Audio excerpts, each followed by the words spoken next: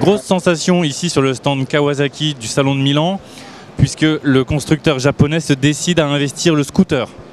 Alors les plus cultivés se souviendront que ce n'est pas tout à fait une première. Ils se rappelleront du petit KB2 des années 50 ou de l'Epsilon du début des années 2000.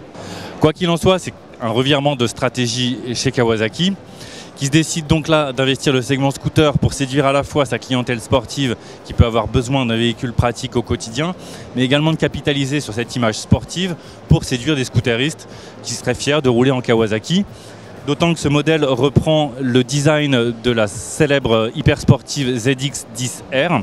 Ce Kawasaki J300 repose sur une base connue, c'est le Kymco Dingstreet 300. La base est identique, moteur et partie cycle.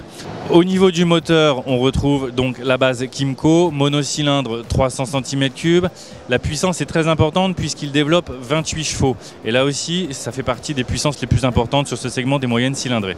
On parle rapidement des aspects pratiques pour signaler que le coffre sous la selle est capable ici de contenir 2 casques, un intégral et un jet avec écran. C'est une très bonne contenance pour la catégorie. Au niveau des spécificités de ce Kawasaki J300, on a parlé du design, mais il faut également souligner que Kawasaki revendique de nouveaux amortisseurs destinés à améliorer le confort du Dingstreet 300.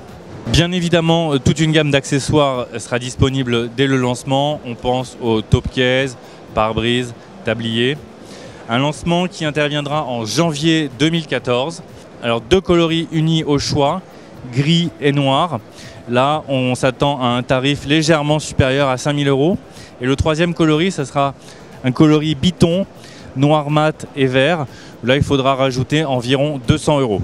On rappelle que l'ABS sera de série sur les 3 coloris.